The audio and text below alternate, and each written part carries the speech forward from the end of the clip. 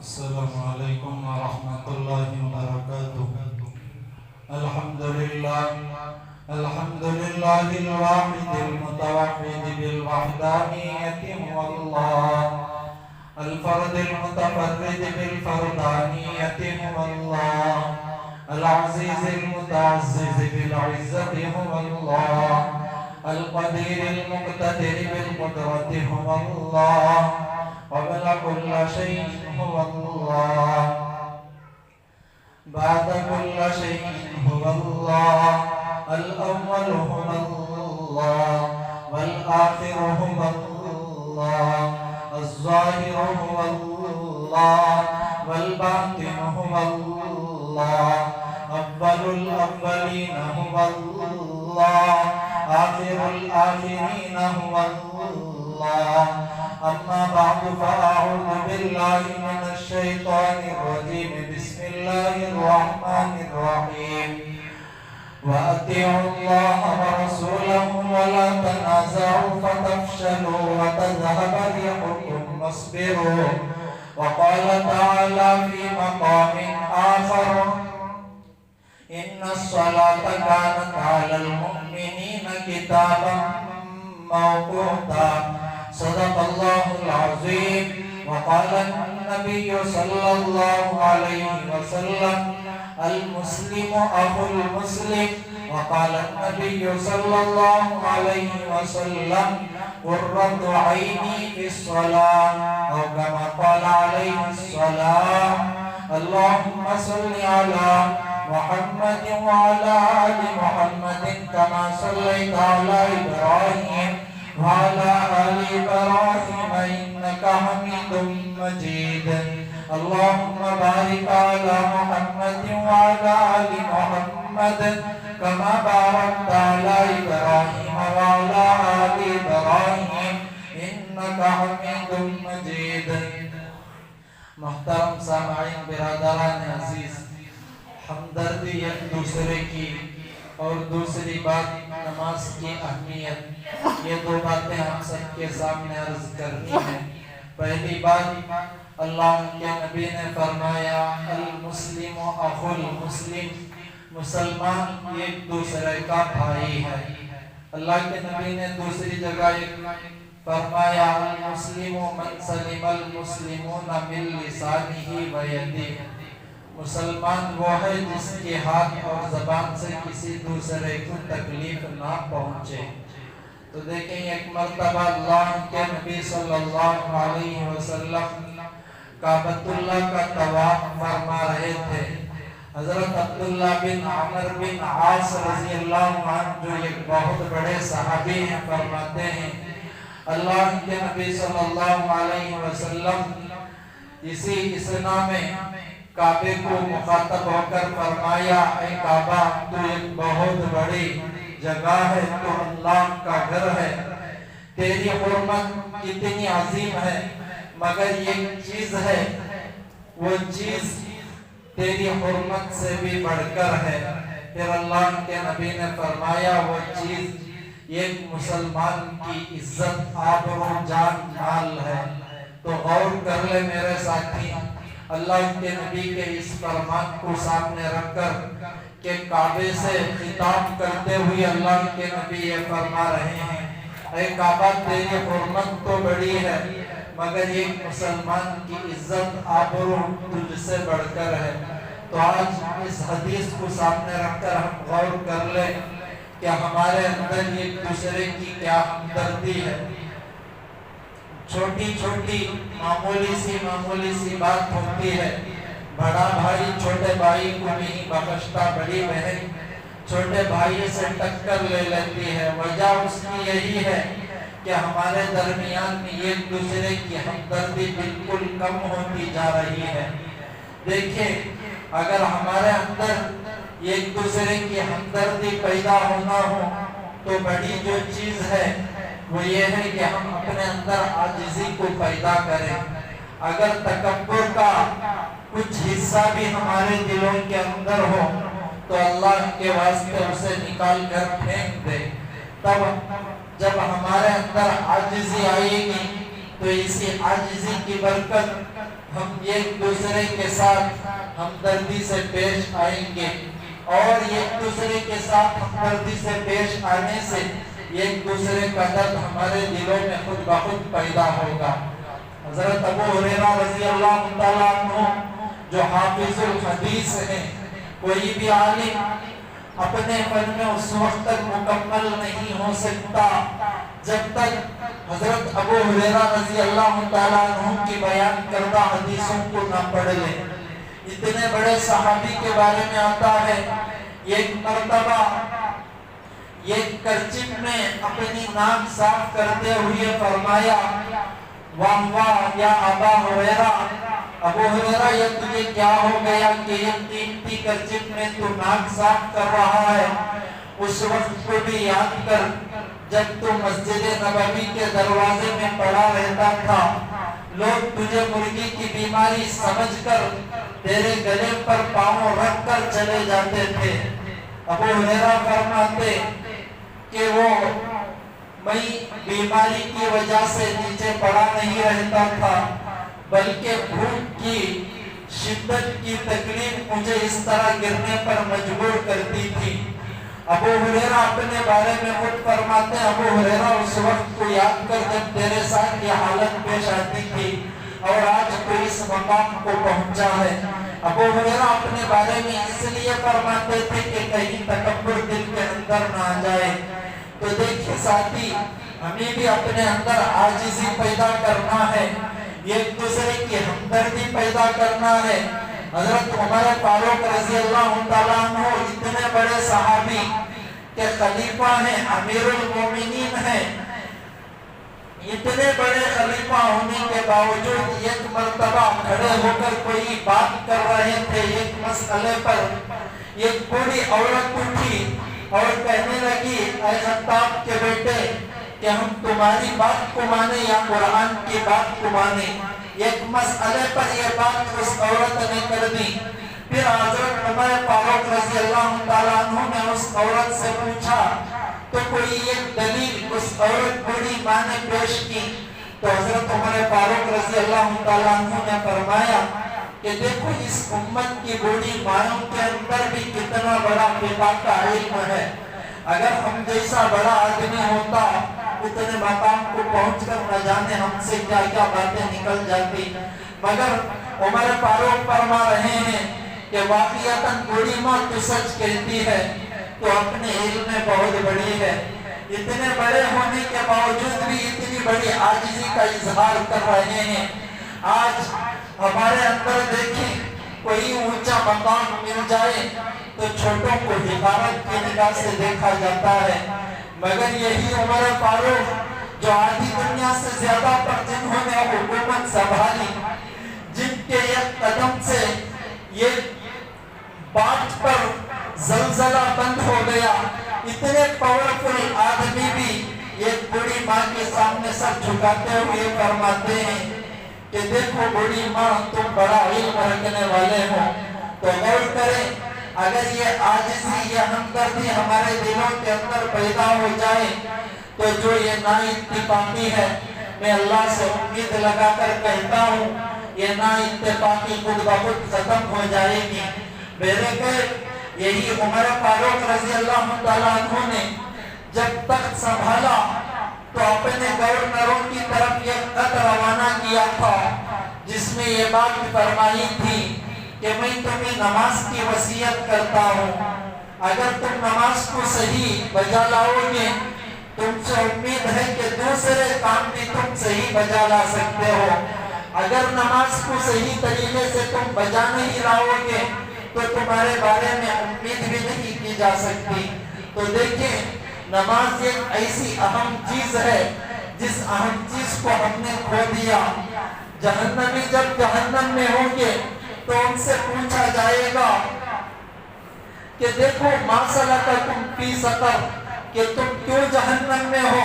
تو وہ یہی کہیں گے لم نکن من المصلین، کہ ہم نماز نہیں پڑھتے تھے۔ تو جہنم میں جانے کی ایک اعلیٰ درجے کی نشانی یہی ہے کہ وہ نماز نہیں پڑھتے تھے۔ تو غور کریں، نماز ایک ایسی اہم چیز ہے जिस अहम चीज को, जिस मोहतम शान चीज को हमने खो दिया। रोजे एक फर्ज का दर्जा रखते हैं, मगर कुरान के अंदर है वमन कान मिनकुम मरीजन औ अला सफरिन फइद्दतुम मिन अय्यामिन उखर, कि अगर रमजान के अंदर किसी को कोई बीमारी लाहिक हो गई या कोई कड़ाके का सफर पेश आ गया तो इस नाम में रोजों को कज़ा करने की इजाजत है कि जब रमजान खत्म हो जाए, बीमारी खत्म हो तो तुम रोजे रख लेना, सफर खत्म हो तो तुम रोजे रख लेना। मगर नमाज एक ऐसी चीज है कि सफर की हालत में हो तो तब भी नमाज छोड़ने की इजाजत नहीं, बीमारी की हालत में हो तब भी नमाज छोड़ने की इजाजत नहीं। सफर की हालत अगर मुसाफिराना हालत पेश आ जाए तो इस इस्ना में 4 रकात के बजाय 2 रकात पढ़ना जरूरी होगा, नमाज कज़ा करने की इजाजत नहीं। अगर कोई बीमार आदमी हो, खड़े होकर नमाज नहीं पढ़ सकता तो बैठकर नमाज अदा करना उसे जरूरी होगा। अगर मस्जिद में आकर नमाज अदा नहीं कर सकता तो घर में रहकर ही सही उसे नमाज अदा करना जरूरी होगा। आज हमारे अंदर नमाज की अहमियत बिल्कुल खत्म हो गई। कुछ बारिश का बहाना, कुछ ठंडी सर्दी का बहाना, हमारी मस्जिदें खाली हो गई। एक जगह की मैं बात नहीं करता, बल्कि जगह जगह पर हमारी नमाजें खत्म हो रही है और हमारी मस्जिदें बिल्कुल खाली हो रही हैं। आजकल कुछ 2 दिन या 3 दिन पहले से बारिश थी, जिसकी वजह से आज हमारी मस्जिदें बिल्कुल खाली हो गई। गुज़िश्ता कल मैं अपनी मस्जिद की हालत बयान कर रहा हूँ। जब फजर की नमाज जमात से खड़ने का मौका आया, सिर्फ हम 3 आदमी थे जो जमात की नमाज के लिए खड़े हो रहे थे। तो गौर करें साथी, जब हमारे अंदर से नमाज की अहमियत इतनी घटिया और इतनी कमजोर हो जाए तो अल्लाह की मदद हमारे साथ कहाँ शामिल हाल होगी। तो इसलिए नमाजों को सही तरीके से बजा लाएं और नमाजों को क़ज़ा न होने हरगिज़ न दें। इसलिए कि अगर नमाजें क़ज़ा होगी, अगर हम मस्जिदों से दूर होंगे, अल्लाह तबारक व तआला की मदद भी हमसे खुद ब खुद दूर होती चले जाएगी। हज़रत मौलाना रशीद अहमद गंगोही रहमतुल्लाहि अलैह बड़े अल्लाह वाले गुजरे हैं। हज़रत अशरफ अली थानवी रहमतुल्लाहि अलैह के बारे में भी आता है कि आखिरी उम्र में हज़रत अशरफ अली थानवी रहमतुल्लाहि अलैह भी हज़रत गंगोही रहमतुल्लाहि अलैह से मशवरा किया करते थे। इतने बड़े अल्लाह वाले थे।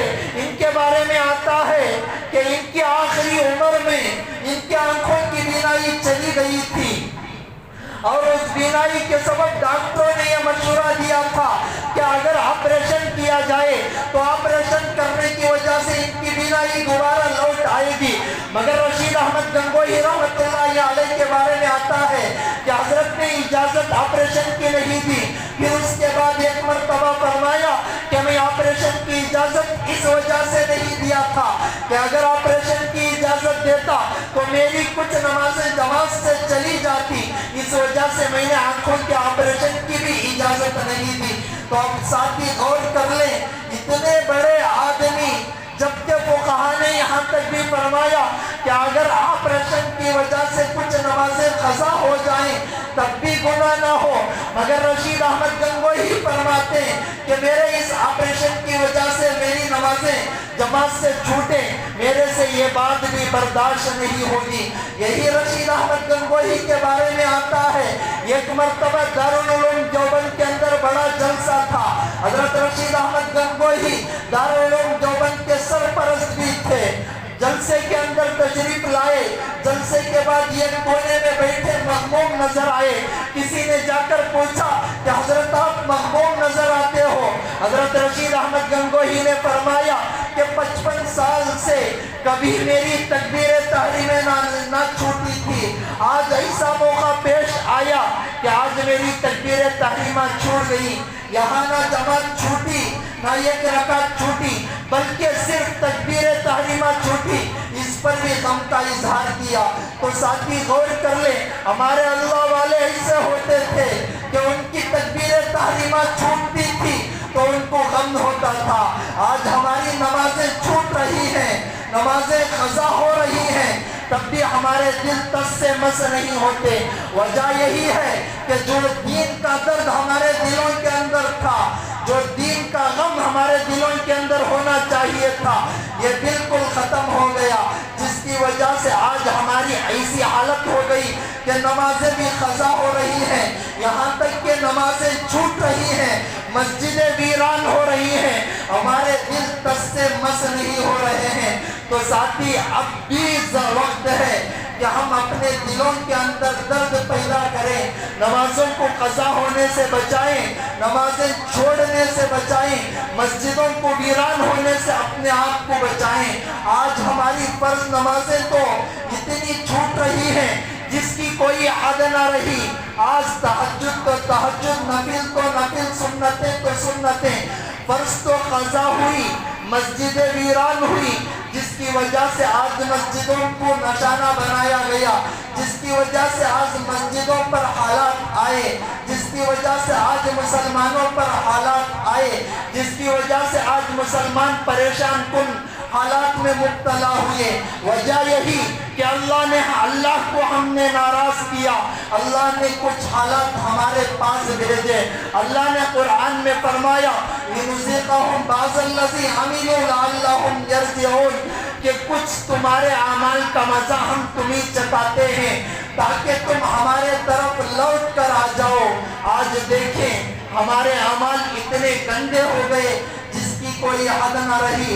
ہماری نمازیں بھی قضا ہوئی، دوسرے فرائض بھی چھوٹے، مسجدیں بھی ویران ہوئی، ہمارے دل تس سے مس نہ ہوئے، جس کی وجہ سے اللہ نے کچھ حالات بھیجے. اور آگے بڑھ کر میں یہ بات کہوں، ہماری مسجدیں ویران ہونے کی وجہ یہی کہ ہمارے دلوں کے اندر جو مسجدوں کا درد ہونا چاہیے تھا، یہ مسجدوں کا درد نہ رہا.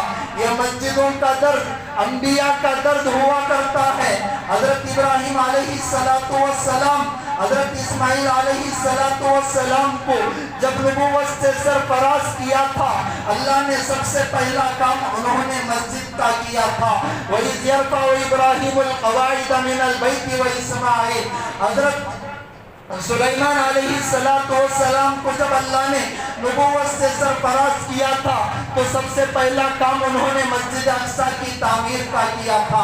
اللہ کے نبی جب مکے سے مدینے کی طرف ہجرت کر آئے تھے تو سب سے پہلا کام مسجد نبوی کا کیا تھا. اللہ کے نبی کے بارے میں آتا ہے صحابہ کرام ایک ایک پتھر اٹھا کر جاتے، اللہ کے نبی دو دو پتھر اٹھا کر جاتے. صحابہ نے عرض کیا تھا یا رسول اللہ آپ زحمت نہ فرمائیں. اللہ کے نبی نے اس وقت فرمایا تھا تم جس طرح اجر کے محتاج ہو میں بھی اسی طرح تمہارے سے زیادہ اجر کا محتاج ہوں. تو غور کر لے میرے ساتھی، یہ مسجد کو آباد کرنا یہ انبیاء کا کام ہے. اگر ہم مسجدوں کو آباد کرتے ہیں تو یہ انبیاء کے نقش قدم پر چلنے والا کام ہے. اگر ہم مسجدوں کو آباد کرتے ہیں تو گویا ہم انبیاء کے نقش قدم پر چلتے ہیں. تو اس لیے آج کے بعد پکا ارادہ کر لیں کہ ہماری نمازیں چھوٹ رہی ہو یا مسجدیں ویران ہو رہی ہوں تو اللہ کے واسطے پکا عزم مصمم کر لیں کہ ہم مسجدوں کو ویران نہ کریں گے اور نمازوں کو نہ چھوڑیں گے. فرض تو فرض ہماری تہجد بھی نہ چھوٹے گی. ہمارے حضرت فرمایا کرتے تھے کہ عام آدمی اور خاص آدمی میں فرق یہی ہوتا ہے کہ عام آدمی اگر اس کی تہجد چھوٹتی ہے یا نفل چھوٹتی ہے تو وہ اس کو اصول فقہ کی نظر سے دیکھتا ہے، خاص آدمی اسے حدیث قدسی کی نظر سے دیکھتا ہے. تہجد اصول فقہ کی نظر میں یہی ہے کسی کی تہجد چھوٹ جائے اسے گناہ نہیں ہے، مگر حدیث قدسی ہے کہ اگر کوئی نفل کی پابندی کرتا ہے اللہ تعالیٰ فرماتے ہیں کہ نفل کی پابندی کی بدولت میں اس کی آن بن جاتا ہوں، میں اس کی کان بن جاتا ہوں، جس کی وجہ سے وہ اس کی آن سے دیکھتا ہے، جس کے کان سے وہ سنتا ہے. تو اللہ تبارک و تعالیٰ یہاں اپنا قرب ظاہر کرنا چاہتے ہیں کہ نوافل کی پابندی ہوگی اللہ تبارک و تعالیٰ اس کے اتنا زیادہ قریب ہو جائیں گے. تو بہر کیف دیکھیں ہماری مسجدیں ویران نہ ہو. اور آگے بڑھ کر میں آخری بات بتا کر میں میری بات ختم کر دوں. ہمارے بچے بھی مسجد میں آئیں تو ان بچوں پر کبھی غصہ نہ ہو، اس لیے کہ بچے بچے ہوتے ہیں. ہماری مسجدوں میں اصول فقہ یہی ہے. فقہا نے یہاں تک بیان کیا کہ پہلی سب بڑوں کے واسطے ہوتی ہے تو آخری سب بچوں کے واسطے ہوتی ہے. اگر بچے مسجدوں کے اندر آ کر آواز کر دیتے ہیں تو ہمارے بڑے ان کو ڈانٹ کرتے ہیں، ڈپٹ کرتے ہیں. بالکل یہ اصول کے خلاف بات ہے. بعض جگہوں پر یہاں تک بھی دیکھنے میں آیا کہ بعض بزرگ ہوتے ہیں جو ڈنڈا پکڑ کر کھڑے ہوتے ہیں. اگر کوئی بچہ آتا ہے تو وہیں سے ڈرا کر دھمکا کر باہر کر دیتے ہیں کہ بچے ہی تو ہیں جو آواز کرتے ہیں. اس سے پہلے بھی میں نے حدیث بیان کی تھی. اللہ کے نبی کے دور میں عورتوں کو مسجدوں میں آنے کی اجازت تھی تو ان کے 2 یا 3 چھوٹے چھوٹے بچے ہوتے تو ان بچوں کو بھی لے کر وہ عورتیں مسجدوں کے اندر آ جایا کرتی تھی. جب بچے ماں کے ساتھ آتے تھے تو بچے چھوٹے ہوتے تھے، آواز کر دیتے. اللہ کے نبی صلی اللہ علیہ وسلم کے بارے میں آتا اللہ کے نبی بھی اپنی نماز مختصر کر دیتے اور فوراً جلدی سے سلام مختصر کر کر پھیر دیتے تھے. سبق سکھلانا تھا. اللہ کے نبی سے بڑھ کر کوئی خشوع خضوع والی نماز پڑھنے والا تو دنیا میں ہے ہی نہیں، مگر اللہ کے نبی ہمیں سبق سکھلاتے کہ کبھی بھی تم اپنے بچوں کے ساتھ ڈانٹ ڈپٹ نہ کرو. اگر ان بچوں کو مسجدوں سے دور کیا جائے گا، اگر ان بچوں کو اگر اس اللہ کے گھر سے دور کیا جائے گا، یہی بچے کل ہمارا فیوچر ہیں. یہی نسل آگے کی ہماری مسجدوں کو بھی، مدارس کو بھی، خانقاہ کو بھی، تبلیغ کو بھی، جماعت مسلمین کو بھی سنبھالنا ہے. اگر ان بچوں کو دور کر دیا جائے گا مسجدوں سے، یہی بچے اڈوں کا نشانہ بنیں گے. یہی بچے کل آگے بڑھ کر مسجدوں سے دور ہو کر ہماری نسل برباد ہونے کا نشانہ بنیں گے. تو میں بڑوں سے گزارش کرتا ہوں کہ اگر بچے آ کر آواز کر دیں تو ان کے ساتھ ڈانٹ ڈپٹ والا معاملہ نہ کریں. اللہ کے نبی کے بارے میں آتا ہے اللہ کے نبی ایک مرتبہ آب زمزم نوش فرما رہے تھے. سیدھی طرف چھوٹا بچہ تھا، بائیں طرف ابو بکر صدیق یا اور بڑے کوئی صحابی تھے. اللہ کے نبی صلی اللہ علیہ وسلم کا کچھ چھوٹا بچہ ہوا تھا. دائیں طرف کچھ زیادہ مرتبہ دینا ضروری ہے بائیں کے مقابلے میں. اللہ کے نبی نے بچے سے پوچھا بیٹا تم اجازت دو تو میں بائیں طرف بڑے آدمی ہوں، ان کو اپنا چھوٹا مرحمت کر دوں گا. بچہ تو بڑا پیارا جواب دیا اللہ کے نبی میں اس کی اجازت نہیں دیتا. اللہ کے نبی صلی اللہ علیہ وسلم نے بڑے صحابی ابو بکر یا ابو ہریرہ تھے غالباً، ان کو دینے کے بجائے اس بچے کے ہاتھ میں اپنا لوٹا تھما کر وہ امت کو دکھا دیا کہ بچوں سے اس طریقے سے محبت کی جاتی ہے. اگر آج بچے آواز کر دیں تو ڈانٹ ڈپٹ شروع ہو جاتی ہے. بچے آواز نہ کریں تو اور کون کرے گا؟ تو ساتھی ان واقعات سے سبق حاصل کریں کہ بچوں کی سب تو پیچھے ہونا ضروری ہے، مگر بچے جب آواز کر دیں تو اس کو برداشت کرنا بھی ضروری ہے. بعض تو یہاں تک بھی کہتے کہ تم آواز کرنا ہو تو مسجد ہی میں نہ آؤ، کہ تم مسجد سے چلے جاؤ. ہمارے بڑوں کی عادت ہے، میں بڑوں کے ساتھ اختلافی بات نہیں کر رہا ہوں اور بڑوں سے ٹکر لینا میری عادت بھی نہیں ہے اور بڑوں کے خلاف کھڑا ہونا میرا شیوا بھی نہیں ہے، مگر درد ہو رہا ہے. اس درد کا اظہار کر رہا ہوں کہ بچے عشاء کی نماز کے لیے آئے، مغرب کے لیے آئے، فجر ظہر عصر کوئی بھی نماز کے واسطے آئے، پیچھے آ کر کھڑے ہو کر آواز کر دیں.